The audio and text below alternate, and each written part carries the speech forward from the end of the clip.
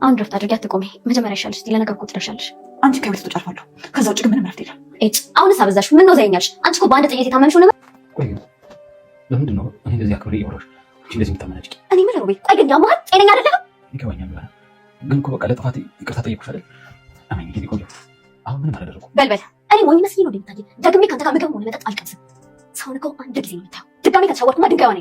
ቆይ ግን እንደዚህ መንቀሳቀስ በማልችልበት እግሬ ተሯርጬ ሰራሁልሽ ምግብ አልበላም ስትይ ትንሽ መሆን አላሳዝንም? ኦሆ ሲጀመር ለምን ከፈለክ ወርቅ አውጥታል። አይገባም እንዴ ነው? አልፈልግም። በቃ ቆይ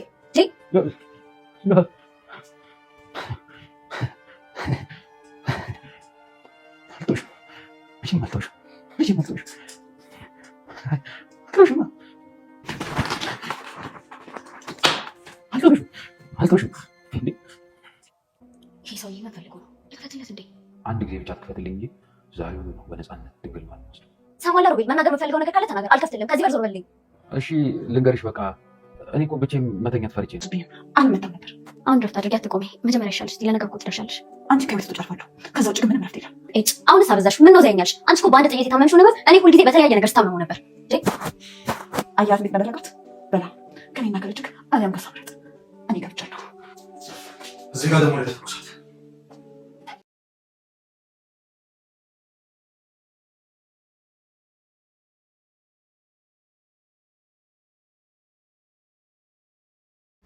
በውሸቱና በአስመሳይነቱ የታወቀው ሮቤል ዛሬ ላይም አድናን እያሰቃየውና እንዲሁም እየዛተበትም ይገኛል ማለት ነው። ይህም እንግዲህ ብዙ ነገሮችን እወስድበታለሁ፣ አሁንም አላቆምም፣ አልተኛም እያለም ይገኛል ማለት ነው።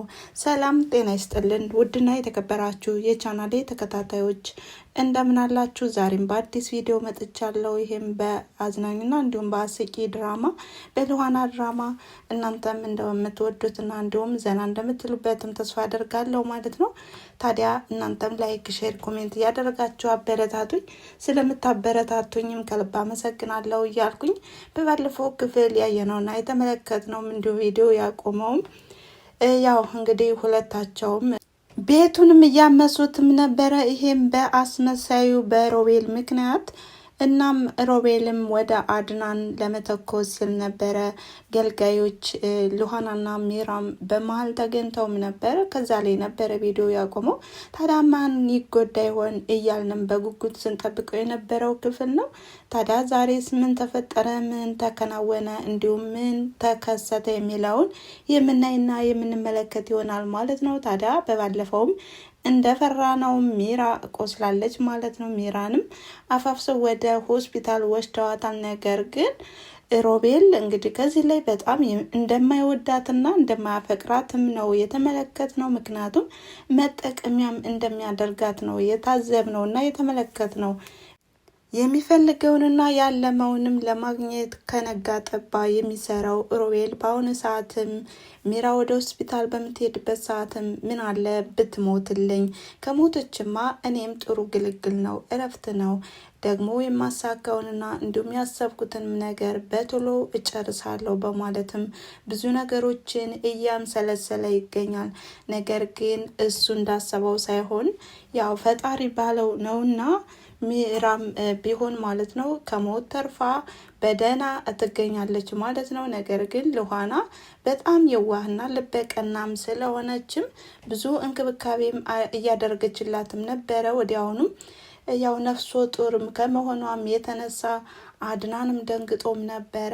ልጄን እንዴት ነው በእኔ ምክንያት ልጄ ሊጎዳ አይፈልግም በማለትም ብዙ አዝኖና ተክዞም ነበር። ነገር ግን ሉሃና ከጎኑ ስለሆነችም አጽናንተዋለችም አበረትተዋለችም። አንተ ያደረግከው ነገር ምንም ነገር የለ፣ ነገሮች ሁሉ ለበጎ ናቸው፣ ደግሞ መልካም ነገር ይሆናል በማለትም እያጽናናችውም ነበረ። ወዲያውኑም እንግዲህ አድናንም ከሆስፒታል አብሯት አድሯል ማለት ነው።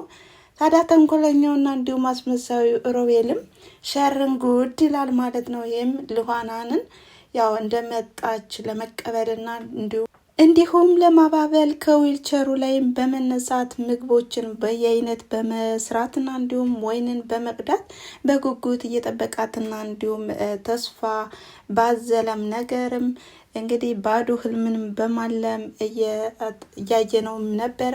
ይህም ፍቅሩንም እንደሚገልጽላትና እንዴት አድርገው እንደሚያስታትም ወይኔ በጣም ነው የምታምሪው፣ እንዴት አባቱ ነው የምታምሪው እያለም ከራሱ ጋርም እያወራና እንዲሁም ምን አይነት አክት እንደሚያሳይም እያሳየን ነበረ። ነገር ግን ከዚህ ላይ ዘና ፈታ ብያለው ማለት ነው። እናንተ ዘና ፈታ አላችሁ? ግን ሮቤል በጣም አስመሳይ ነው። የሚፈልገውን ነገር እስከሚያገኝ ድረስ ነው እንጂ ልኋናንም አይወዳትም። ሚራንም ያው ተጠቅሞ እንደ ጣላት ሁሉ ልኋናንም ለጊዜያዊ ጥቅም ነው የሚፈልጋት ማለት ነው። ታዲያ በወቅቱም ልኋናም በምትመጣበት ሰዓትም ብዙ ነገሮችንም እያምሰላሰለችም ነበር። ከዚህ በፊት እንግዲህ እርጉዟ ተመታ ወደ ሆስፒታል ገብታለች፣ አንተ ደግሞ ምንም አልመሰለ በማለትም ሮቤልን እያወራቸውም ነበረ።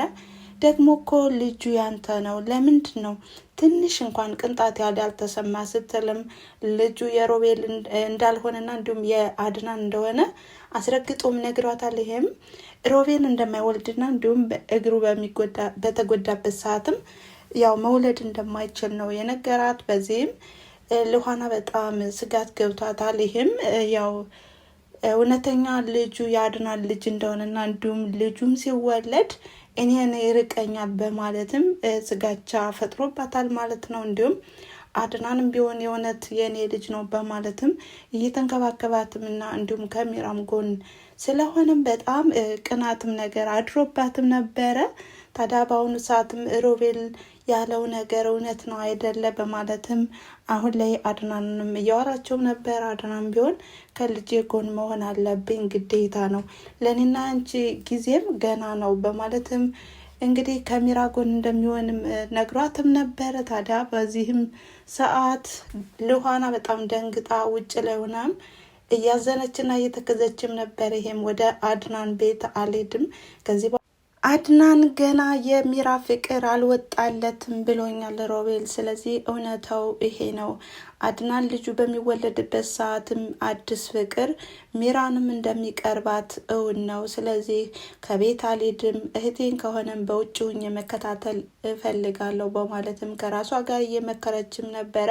ወዲያውኑ ወደ ቤት በምትሄድበት ሰዓትም አስመሳዩና እንዲሁም ጨካኙ ሮቤልም ድግስ ደግሶ ነበር የጠበቃት። ይህም ምግቦችን በማዘጋጀት ወይኖችንም በመቅዳት እንግዲህ ተዘጋጅቶ ነበር የጠበቃት። ነገር ግን ልኋናም ልክ ልኩን ነው የነገረችው። ከዚህ በፊት ሸውደኛል፣ ከዚህ በኋላ ደግሞ የምሸወድ ከሆነ እኔ ነኝ ማለት ነው ጅሏ በማለትም አስረግጣም ነግረዋለች። ነገር ግን ሮቤልም ቢሆን እባክሽን እኔ ለሌላ ነገር አይደለውም የተመኘሁት ያው ስለመወድሽና ስለማፈቅድሽ ነው እያለም እየአታለላትም ነበረ። ወዲያውኑም ልኋናም ወደ መኝታ ክፍል ገብታም ስለ አድናን መልካምነትና እንዲሁም በቃ እግዚአብሔር ሆይ ወደ ቀጥተኛው መንገድ ምራኝ እያለችን በምታስብበት ሰዓትም ተንኮለኛው ሮቤልም ክፈችልኝ፣ እኔ ብቻዬን መተኛት አልችልም በማለትም እንድትከፍትለትና ሌላ ክፉ ሀሳብንም እያሰበ ነበረ። ልኋና ግን ጀግናና እንዲሁም ብልህ ሴትም ስለሆነች አልከፈተችለትም ማለት ነው። በሌላኛው ወገን ሮቤል 10 ጊዜ ገንዘብ እያለ ስላስቸገራትና እንዲሁም ተጠቅሞ እንደሚጥላትም እያወቀች የመጣቸው ሚራም ቢሆን ለጓደኛዋ ወይም ለስራ ባልደረቦቿም ደውላ የውሸት ካርታ እንዲሰራላትና እንዲሁም ሮቤልን ለማጭበርበር እየሞከረች ነው። ይህም እንግዲህ ቤትም እንደገዘውለት አስመስዬ ጉድ አደርገዋለሁ በማለትም እይዛተችና እንዲሁም እኔ ሚራ አይደለውም አንተን ጉድ ካላደረግኩ በማለትም እንግዲህ እየፎከረች ትገኛለች ማለት ነው። በዚህም አድናን ቢሆን እርጉዝ ሚስቴ ታማብኛለች በማለትም ለልጁ ሲልም እየተንከባከባት ነው። እንግዲህ መድኃኒቶችን በማምጣትም ውሰጂው መዳንና ማገገም አለብሽ በማለት ሲናገርም እሷም ቢሆን የወደፊት ህይወታችን መቀጠል አለብን፣ ልኋናን ከዚህ ቤት ማስወጣት አለብህ፣ ልጃችን ደግሞ ያላባት እንዲያድግ አልፈልግም በማለትም ሚራ ከአድናን ጋር ህይወታቸውን እንደሚቀጥሉም ብትናገርም አድናን ግን በአሁኑ ሰዓት በጭራሽ እንደዚህ አይነት ነገር አትናገሪ፣ አሁን ላይ ደግሞ ለጽንሱም ጥሩ አይደለም፣ አሁን ጊዜያዊ ነገርም ያው የአንቺ ማገገም ነው፣ ስለሌላ አታውሪብኝ በማለትም ዘግቶባታል ማለት ነው። ታዲያ ሉሃናም ቢሆን እያኮረፈችና እንዲሁም በጣም እየተናደደችም ነበር። ምክንያቱም ሚራን ቀርባታል፣ እኔን ጥሎይ ሊሄድ ነው በማለትም ብዙ ነገሮችንም ያው እያምሰላሰለችም ነበረ። በዚህ ግን አድናን እንደሚወዳትና ጥሏትም እንደማይሄድ እንዲሁም እንደማይከዳትም አስረግጦ እየተናገረ ነበረ።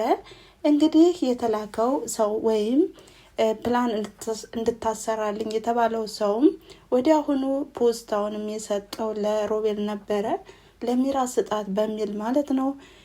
እንግዲህ ሮቤል ፖስታውን እንዳየም በጣም ደንግጧል። ይቺ ሴትዮ ከኔ ጀርባ ቤት ገዝታለች ማለት ነው በማለትም ወዲያውኑ ፖስታውን ሲሰጣትም ቤት ገዝቼልሃለሁ የኔ ፍቅር፣ ከዚህ ቤት ስንወጣ ተከራይተን መኖር የለብንም ብዬ ነው አመቻችቼ በማለት እንግዲህ 4 ሚሊዮን እንደገዛችውና እንዲሁም 1 ሚሊዮን ብቻ እንደሚቀራቸው ሲዋሩም፣ ነገር ግን ሮቤል እውነት መስሎትም በጣም ደስ ብሎታል ማለት ነው።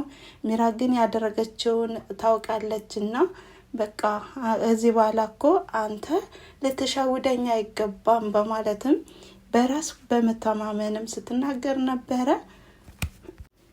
እንግዲህ ከዚህ ላይ የምንረዳውና የምናስተውለው ነገር ሚራና ሮቤል ምን ያህልም ቢመሳሰሉም ስራቸው፣ ክፋታቸው ቢመሳሰልም እንኳን ነገር ግን ውስጣቸው እንደማይግባባ ያሳውቃል ማለት ነው። ምክንያቱም ጥርጣሬ በሁለታቸውም አለና አይተማመኑም ማለት ሁለት ሌቦች ናቸው። ነገር ግን በሁለታቸው መካከልም መመሳሰል የሚባል ነገር የለምና በጣም ነው የሚያስቁት። እንግዲህ ከእንደዚህ አይነት ሰው ይጠብቀን ነው የምለው። ቤተሰብ እናንተስ ሀሳብ አስተያየታችሁን አስቀምጡ። ሮቤልና ሚራን እንዴት ታያቸዋላችሁ? በጣም ነው የሚያሳዝኑት፣ በጣም ነው የሚያናድዱት። እንግዲህ በዓለማችንም እንደዚህ አይነት ሰዎች እንዳሉ መዘንጋት የለብንም። ደግሞ ከእንደዚህ አይነት ሰዎች እንዴትና በምን ሁኔታ መሸሽና እንዲሁም ከእንደዚህ አይነት ሰዎች መራቅ እንዳለብን ራሳችንን ማዘጋጀት አለብን ማለት ነው። ታዲያ እናም አሁን ላይ ሮቤል በቅናት ድብን እያለ ነው። ይህም አድናንና ሉሃና ፍቅር በፍቅር እንደሆኑና እንዲሁም በአንድ ላይ ሆነውም ከክፍሉም ስላያቸው በጣም ተናዷል። ወዲያውኑም ወደ ክችን ነበር ያመረው። ይህም አድናንን የሚጎዳበት የሆነ ነገር ሊያመጣ ማለት ነው። እንግዲህ ስሙንም መግለጽ ያው ጥሩ ስላልሆነ ነው ማለት ነው። ያው ለፕላትፎርሙ ማለት ነው። ትረዱኛላችሁ ቤተሰብ። እና ከእንደዚህ አይነት ነገር ራሳቸውን መጠበቅ ይችሉ ይሆን ወይስ እንዴት ነው? አድናን ይጎዳ ይሆን? በጣም ነው የሚያሳዝነው። ሮቤል በአሁኑ ሰዓት 2 ንጉስ ከቤት ሊቀመጥ አይችልም፣ እኔ አሳያለሁ በማለትም እንግዲህ ወደ ሉሃናና ወደ አድናን ሄዷል ማለት ነው። ታዲያ ምን ይፈጠር ይመስላችኋል ቤተሰብ?